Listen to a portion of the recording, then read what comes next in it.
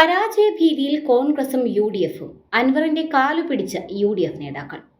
ഏതു വിധേനയും നിലമ്പൂരിൽ ജയിക്കുക എന്നതാണ് UDF-ന്റെ ഇപ്പോഴത്തെ പ്രധാന ലക്ഷ്യം. അതിനുവേണ്ടി എന്ത് വിട്ടുവീഴ്ചയ്ക്കും UDF നേതാക്കൾ ഇപ്പോൾ തയ്യാറാണ്. നിലമ്പൂർ തിരഞ്ഞെടുപ്പ് UDF-ന്റെ നിലനിൽപ്പിന്റെയും അഭിമാനത്തിന്റെയും വിഷയമായി മാറിയിരിക്കുകയാണ്. അതിനുവേണ്ടി ഏതു കഴുതയുടെ കാലുപിടിക്കാനും UDF നേതാക്കൾ തയ്യാറുമാണ്. UDF ചെയർമാൻ VD സതീശനോട് അൻവർ വിഷയവുമായി ബന്ധപ്പെട്ട് വാ പൊളിച്ചേക്കരുതെന്ന് കോൺഗ്രസ് നേതാക്കൾ അന്ത്യശാസനം നൽകിയിരിക്കുകയാണ് എന്നാണ് അറിയാൻ കഴിയുന്നത്. ഈ വിഷയം ഇത്രയും വഷളാക്കിയതിന് ഉത്തരവാദി VD സതീശൻ എന്ന ഒറ്റ കോൺഗ്രസ് നേതാവ് മാത്രമാണ്. സൂചി കൊണ്ടെടുക്കേണ്ട ഒരു വിഷയമാണിപ്പോൾ തൂമ്പ കൊണ്ടുപോലും എടുക്കാൻ പറ്റാത്ത രീതിയിൽ കൊണ്ടുചെന്ന് എത്തിച്ചിരിക്കുന്നത്. ഇതിനെല്ലാം ഉത്തരവാദി VD സതീശൻ മാത്രമാണെന്നാണ് അൻവർ പറയുന്നത്. കൂടെയുള്ള ഒരു ഘടകകക്ഷി നേതാവിനെ സുഖിപ്പിക്കാൻ വേണ്ടിയാണ് ഒരു മുന്നണിയെ തന്നെ സതീശന് അപകടത്തിലാക്കിയിരിക്കുന്നത്. സത്യത്തിൽ UDF എന്നത് ഒരു ചതിയന്മാരുടെ കൂടായം മാത്രമാണെന്ന് വേണമെങ്കിൽ പറയാം.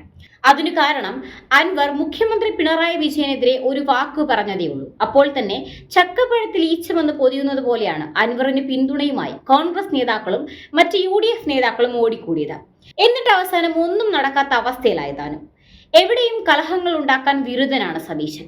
പണ്ട് കോൺഗ്രസിൽ തന്നെ ഹരിത MLA-മാരുടെ ഗ്രൂപ്പ് ഉണ്ടാക്കി സ്വന്തം പാർട്ടിയെ തന്നെ ഇല്ലാതാക്കാൻ ശ്രമം നടത്തിയവരുടെ കൂട്ടത്തിലും അദ്ദേഹം ഉണ്ടായിരുന്നു.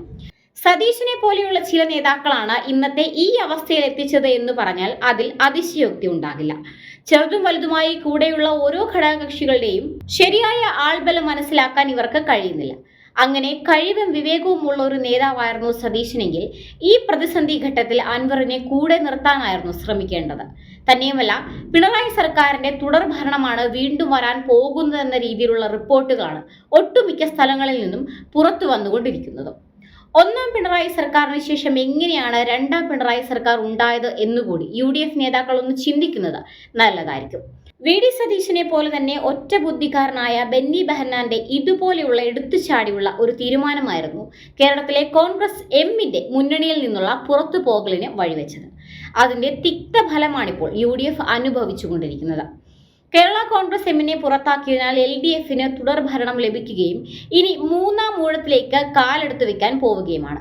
അതിനാൽ ഇനിയും സമയം അതിക്രമിച്ചിട്ടില്ല. എങ്ങനെയെങ്കിലും അൻവറിന്റെ കാല് തിരുമ്മിയോ വിട്ടുവീഴ്ച ചെയ്തോ അദ്ദേഹത്തെ UDF-നകത്ത് കയറ്റിയാൽ ചിലപ്പോൾ നിലമ്പൂർ കടന്നുകൂടാം. അതുവഴി വീണ്ടും അധികാരത്തിലെത്താമെന്ന പ്രതീക്ഷ നിലനിർത്തുകയും ചെയ്യാം.